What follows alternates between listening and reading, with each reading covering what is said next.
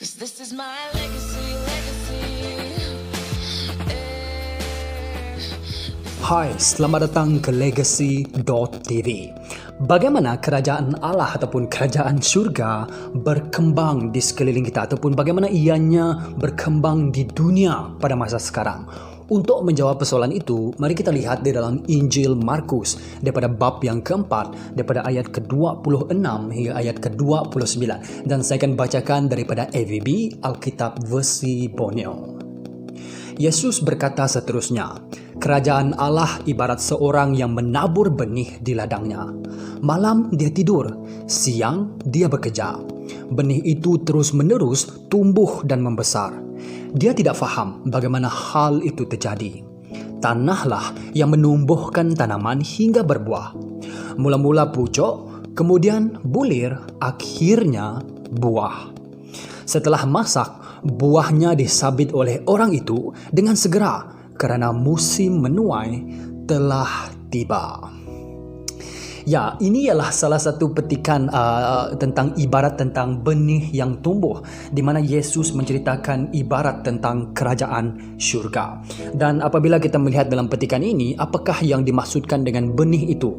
Dan apabila kita melihat di dalam Markus bab yang keempat, dalam ayat yang ke-14, ianya menjawab bahawa benih itu ialah firman Tuhan.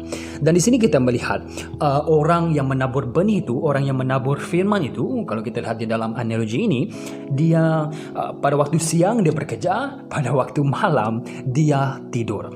Padahal benih itu, ianya tidak mengira malam ataupun siang, ianya sentiasa bertumbuh. Ianya lambat bertumbuh tetapi pasti.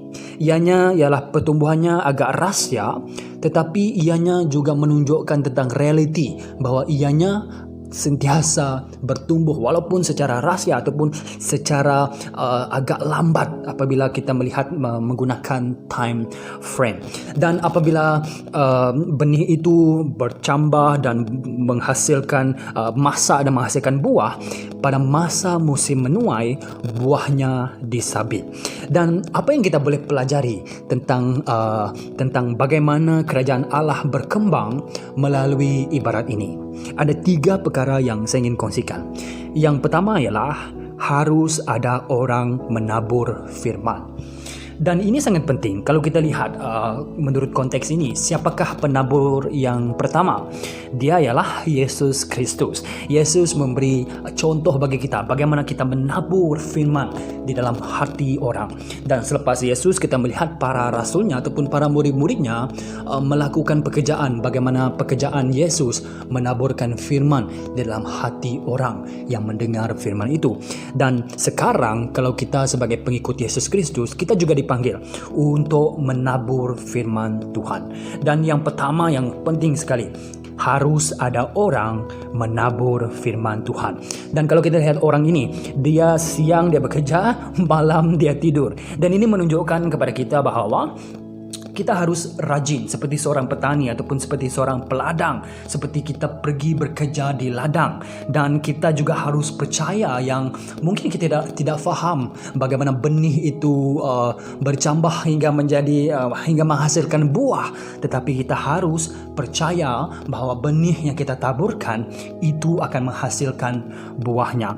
Dan ini juga menunjukkan kepada kita bahawa kita seperti pekerja yang di ladang ini, malam dia tidur, siang dia bekerja, dia begitu rajin, malah dia percaya dengan apa yang dia lakukan, tetapi hasilnya terpulang kepada Tuhan.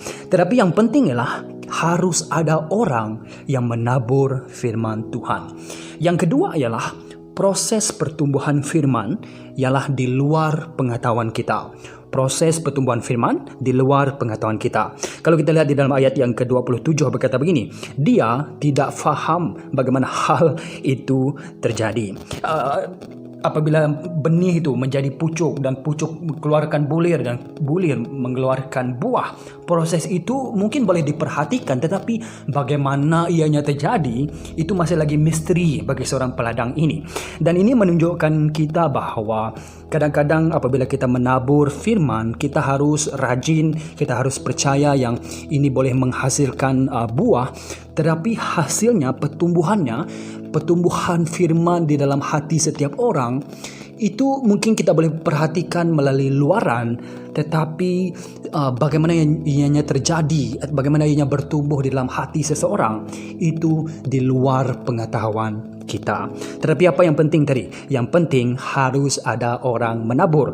Walaupun kita tidak tahu proses pertumbuhan firman itu di luar pengetahuan kita. Dan yang ketiga yang sangat penting, kita harus melihat ini, hanya Tuhan yang membolehkan firman itu tumbuh. Dan ini sangat penting. Yes, kita harus rajin. Yes, kita harus bekerja keras. Yes, kita harus berkorban kadang-kadang untuk membawa ataupun menabur firman Tuhan, ingin memberitakan firman Tuhan. Ya, kita harus bekerja keras, kita harus rajin, kita harus berkorban apa yang patut. Tetapi hasilnya ialah terpulang kepada Tuhan sendiri. Dan ini memberi galakan kepada saya sendiri. Apa yang saya harus lakukan ialah saya harus rajin menabur firman Tuhan di dalam legacy.tv ataupun di mana saja saya berada, tetapi hasilnya semuanya terpulang kepada Tuhan. Begini, Paulus menulis dalam 1 Korintius bab yang ketiga ayat ke-6. Paulus berkata begini, "Aku menyemai benih, manakala Apolos menyiram, tetapi Allah yang membolehkan tanaman itu tumbuh." Amin. Ya, kita harus menabur firman Tuhan. Ya, mungkin kita tidak tahu bagaimana proses pertumbuhan firman di dalam hati seseorang. Itu di luar pengetahuan kita. Tetapi kita harus yakin dan terus meletakkan kepercayaan kepada Tuhan, kerana hanya Tuhan yang membolehkan firman itu tumbuh. Allah yang membolehkan tanaman itu tumbuh. Jadi bagaimana kita boleh aplikasinya dalam firman ini dalam kehidupan kita? Mungkin dari segi pertumbuhan rohani, kita harus menabur firman dalam hati kita sendiri. Tapi bagaimana firman itu menjadi proses dalam kehidupan kita, itu perkara yang mungkin kita tidak boleh kelihatan, mungkin perkara yang kita tidak boleh tahu. Mungkin Roh Kudus bekerja dalam kehidupan kita, tetapi kita harus percaya dan meminta kepada Tuhan supaya hasil tentang firman itu boleh bertumbuh menjadi iman yang benar di dalam kehidupan kita. Begitu juga kita boleh aplikasinya dari segi penginjilan, evangelism, yaitu kita memberitakan, menabur firman Tuhan sebanyak yang mungkin, dan bagaimana orang memproses firman itu terpulang kepada mereka.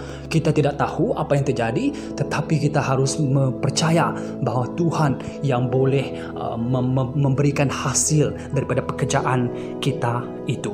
Dan ini galakan yang saya ingin berikan kepada kita, bahawa kalau kita ingin melihat orang di Malaysia mengenal Yesus Kristus, tabur firman Tuhan, kongsikan firman Tuhan. Orang percaya tidak percaya itu kita jangan paksa, kerana kalau kita lihat dalam ibarat ini tidak ada paksaan yang ada terjadi di sini, tetapi Tuhan tetap menggalakkan kita untuk terus menabur.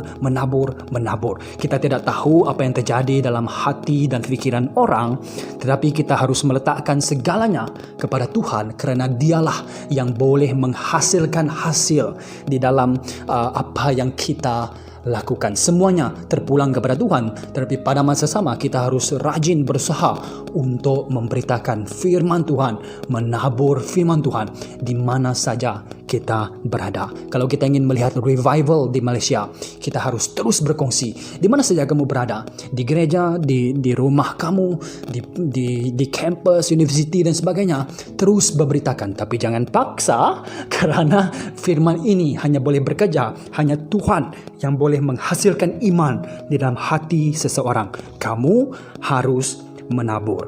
Dan apabila kita melihat rujukan tentang musim menuai dalam ayat yang ke-29, ianya juga merujuk tentang akhir zaman, yaitu kita boleh melihat dalam Yoel bab yang ketiga ayat ke-13. Dan itu juga menunjukkan kepada kita bahawa terus menabur firman Tuhan.